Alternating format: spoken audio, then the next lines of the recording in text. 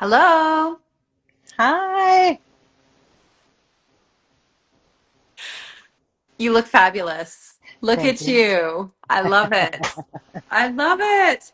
So, Carmina, sorry about the technology. Wow, wow. Oh, no, no worries. Okay. I put a little ambiance on with a fireplace. Okay. Cozy. I was like, let's Love do a it. fireside chat. Why It's not? very soothing. Oh, my cat is a little crazy. Also, yeah. Okay. Can you hear her? Yes. Oh, yeah. If not, I'll take her out. She's pissed. Okay. So here So we what are. what am I looking at with you in the background? Oh, I love myself a little too much, and that's a print of a shot of a piece of a film that I made. Okay.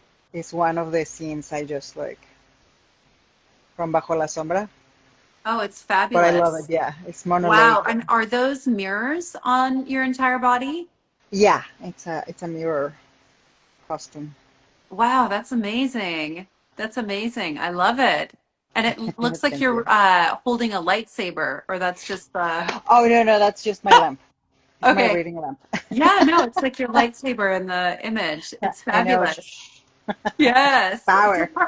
tell me everything. Tell me how you're doing. What's going on? I'm doing good. Some good news, and that I cannot share just yet. But yeah, things are moving, and then I'm working on a project that is coming up in February with the industry, the lab. Great. And yeah, yeah, working, working, working. That's fantastic. That's awesome. Well, let's dive in. So I want to share this fabulous artist, Carmina Escobar, for those who are not yet familiar with her work. A lot of the followers that we talk to from Now Art are very familiar with your work because Hmm. you've made a fantastic reputation. In fact, I was talking with Arshia Hack from Oh, Disco Stun, and she was like, "Oh my oh, I gosh, love her. Carmina!" Yeah, yeah. I was talking to her at a party last night Aw. in LA. And yeah, so I wanted to really just like break open. The purpose of this talk is to get a little insight on the fabulous Carmina Escobar and what you're doing and what you're up Mhm. to, and then do some sharing, like see where the conversation leads us, and talk a little bit about your involvement with Next Start's project Attune, Yes. and sort of like a little bit there. So let's start off with sharing. So Carmina, how would you best describe yourself and your artwork, your artistic practice? Um, I am a interdisciplinary artist whose main instrument is the voice. That's how and through the voice, that's how I understand not only the world but my practice.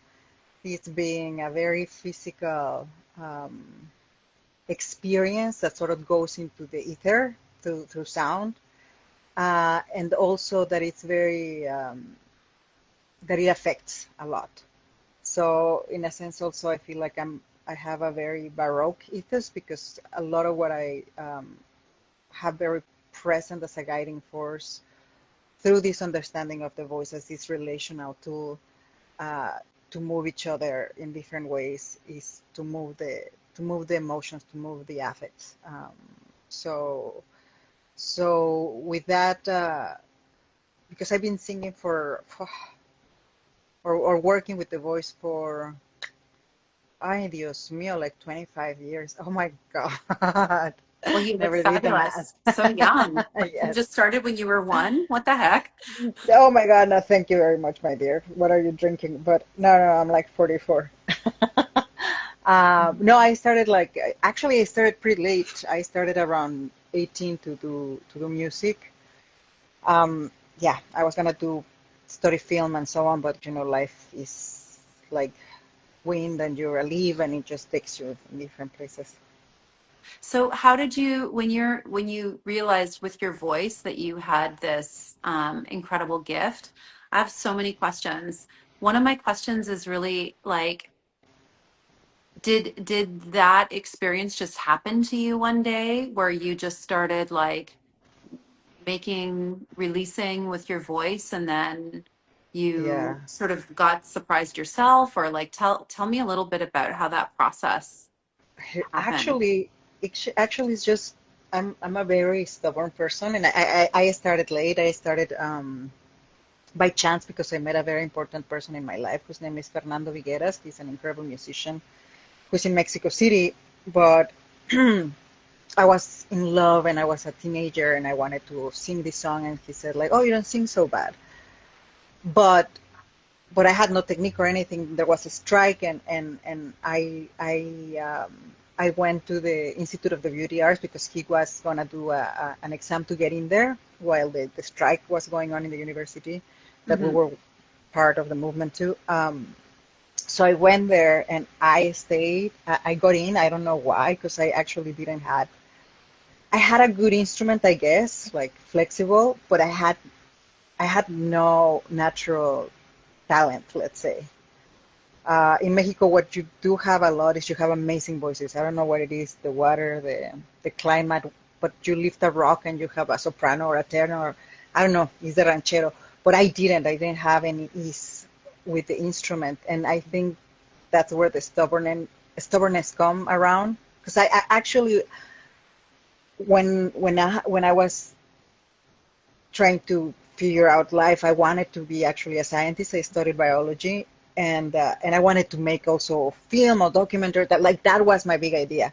And I was studying biology while I went into music school, but it was just so hard and so heartbreaking in many aspects to be to try to find this instrument. Um, and it took me years. It took me a long time to figure out. But I think it was this stubbornness of But it makes sense though yeah, that you were studying biology, because there's so much reverence that you have yeah, for the biological, and with your voice, you're making, you're changing other people's biology. Like oh, you're using frequency to shift the earth, and mm. so that was something that I was also like super keen on. So continue with your story about with biology, because I'm still like fascinated about your, coming to this moment of finding your gift, your talent.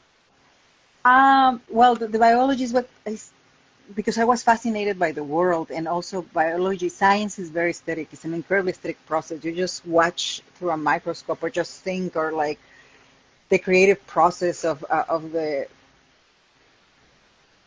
hypotheses and things like that, or the paradigm shift. Uh, so I was always a curious child, and I think it had to do also because I was born and raised in Mexico City, which is you know it, right? Yeah. And it's a monster of a city, and in there like it's as asphalt everywhere. Yeah. So I was like a cement butterfly, like just going around. So in a way, like nature seems something um, sort of separated in a way. So I was very curious about this sort of otherness, which with time I came to realize, understand, and feel in my body that we're one and the same. But at the moment, because I was growing up on that, that's why I was so interested in studying and discovery. I was a very curious child, and I think part of that curiosity through science and the artistic inclination that I had, because nobody in my family is an artist. Nobody. They are like elementary teachers, and or so on. Um, it sort of has informed a lot of what I do currently and how I have walked my path, made my path. Um, because it's also like the wonder of like the possibilities and like or like the diversity of the world. So when I was studying music at the Instituto Nacional de Bellas Artes in the superb school of music arts in Mexico City. Um, I feel a little bit alienated because basically you were learning the traditional music of another continent. Yeah. And I was always so curious about things. So I would be like in the library, in the National Center of the Arts, just listening to dodecaphonic music or spectralism or things because it just interested me and like all these possibilities of the voice at the same time with my friend Fernando Vigueras. Um, we had a duo and we did a lot of sound art and like explore sounds. And because he's a guitar player, uh, he also used a lot of pedals. So I also putting my voice through that and like hearing it like expand or like transform or being an input for creating some other worlds. Do you have recordings of the early work that you did with him? Yeah, I have some, but later on, like the very, very beginning, we were doing mainly like I made him because I recited a poem in high school in an art class that we had to get. It's like, oh, you have a good voice. Like, so I would sort of like improvise with my voice on Lorca poems, and he would play, and we were just like, just doing weird stuff. But I don't know if I have. I'm gonna look for it actually. I Yeah, have it's some, but really. it was like 6 years after the fact that we met each other. But it was really really beautiful, and I think also that was the seeding of like being curious about the different possibilities of something. So who were you And performing in front of in Mexico City when you were doing like experimentation with him? Was it like your art class or did you also do public? no, At- well, we because also we were sort of from different kind of hoods. We didn't have that much money, so we would like go into buses or stuff like that. yeah, That was our audience. Or in the subway, there was all these trovadores like that sing trova or like Silvio Rodriguez or things like that in the subway, and we would do things like that or in little cultural centers and eventually like it starts changing and you get access to other places, but it's sort of how it started. It really didn't start at school or anything. It's just that we met through an art class, got it. and from there we just went out into the world. So then how, like, what would be, when you're talking about your artwork from then till now, is there like a big shift or do you feel like that seeded the track that you're on and you're continuing that track or It's so funny. what's I your, feel like where are you at in your journey? I think that was the seeding, and then I took because then when I was studying music, I wasn't really interested. I mean, I loved the instrument of the operatic singing, but again, like I didn't have that great of a voice or anything like that. I had to build it from deep within. Um, so, but funny enough, like as the years passed and I had all this experimentation and all this contemporary music and improvisation, I got a lot into improvisational music, non-idiomatic, and I explored many different avenues. But funny enough, I'm sort of like coming back the past few years to the original ethos of nature, uh, affect, and that those kind of things. Why do Yeah, you because a think lot of that is? Why do you think that is? I don't know. I feel it's. I mean, it's. I don't want to say a calling or anything like that, but there's some kind of inner drive that you don't know where it comes from, or you don't know what, like, where is that like deep-seated intuition that you have, and you just sort of start following through, and it's like what is personality, like where all those things come from. There's something very ingrained within you that sort of is like the driver of your actions, and you go around because you need to learn so many things, and then you sort of pick the thread, I think, like from that essential urge of how do you relate to the world.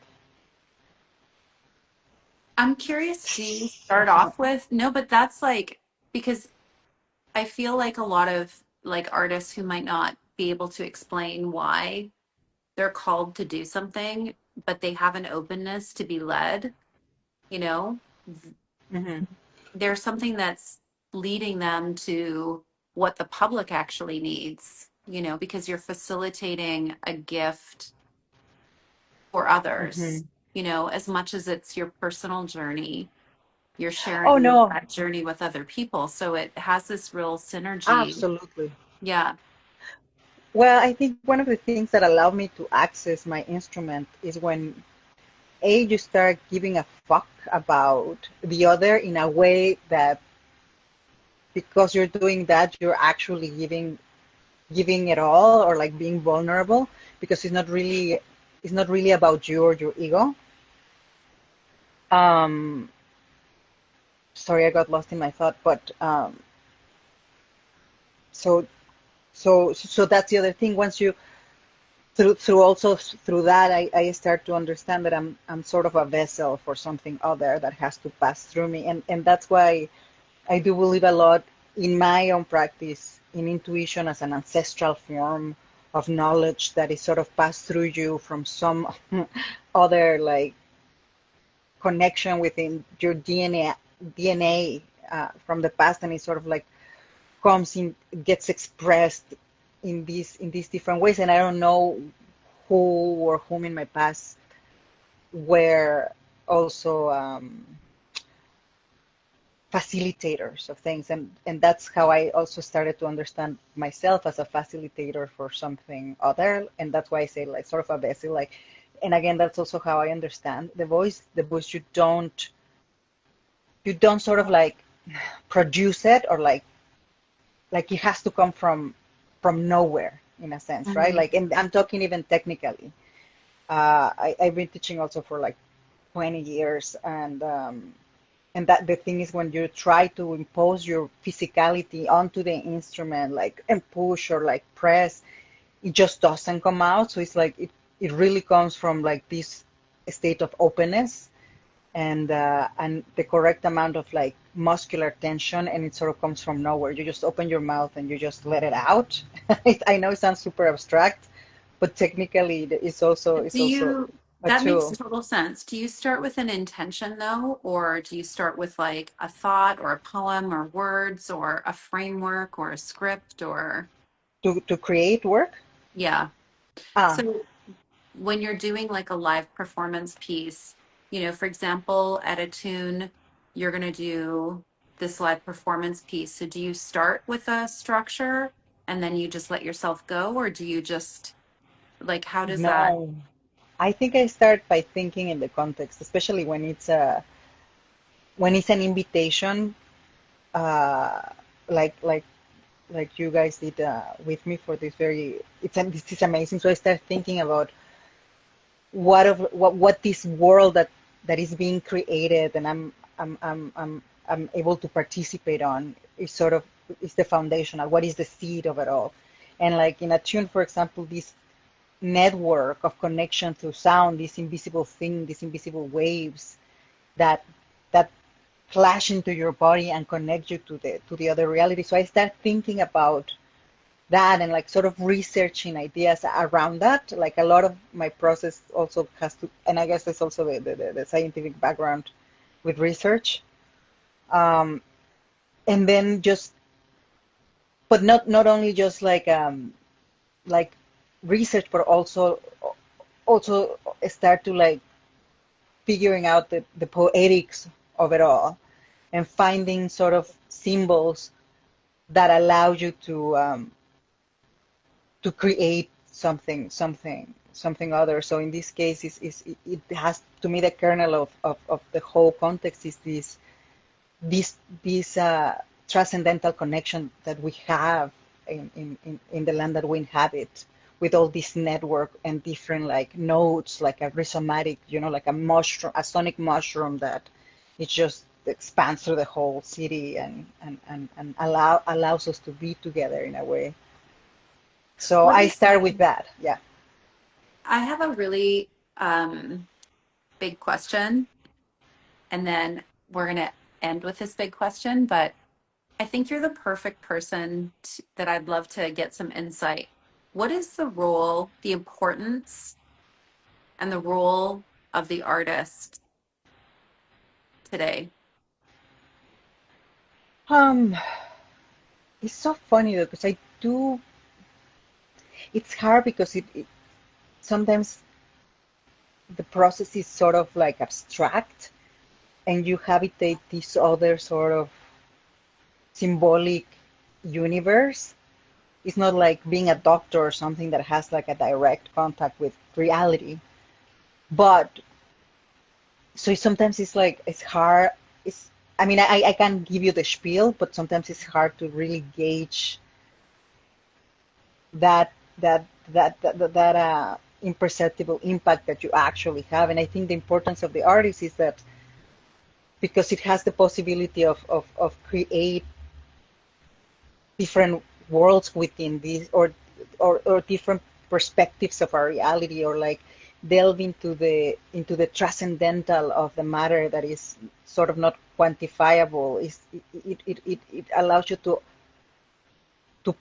ponder and confront the existential questions that drives us as a society um, on a society like as a group of human individuals moving together in time and artists are also the creators of symbols, sonic symbols, visual symbols, movement symbols like and the symbols allows us to situate us in a reality that goes beyond the material.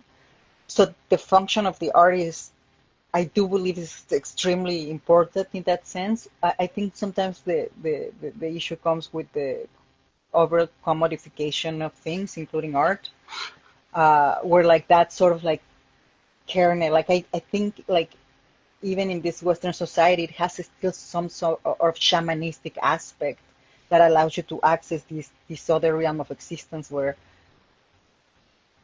our drive, where like this human intangible thing that makes us is there and allows you to move not forward but move through the spiral of time. Um, and and as a species we need that we need those forms of not only expression but of Unpredictability. pondering unpredictability, Hmm. yeah, and like search. uh, so it's a science, it's an alchemy of different yeah of a different But the kind. way that you, as a translator and a conductor, are so completely authentic and you're able to pick up on every individual in a room and then translate with all of their energy into like one piece that is shared back with people is really extraordinary. Yeah, It's really a thank you, gift. So we're thank so you. excited to have you participating on a tune, and you're like an incredible artist. So to have Oh, thank you. your participation reaching through this, I like the mushroom spore analogy. Yeah. So yeah, to be able to have you like reaching through Los Angeles County is going to be really effective. It's exciting. No, I'm super thankful that you guys thought of me. Like this is, yeah, I live for this kind of interactions with the world. Yeah, it's a big experiment. So, well, thank you so much for joining us today on this wonderful rainy I night love in it. November. Oh my gosh, I'm so like, look at my jams. I'm like I fireplace, know you look tea, so comfy. sweater. Yeah, it's the absolute Yeah, fantasy. I love it. yeah, it's funny. All right, well, thank you so much, Carmina. We appreciate you. Thank you, And Carmen. yeah, we'll touch base soon. Okay. Thanks everyone for joining. Mwah. Bye. Bye.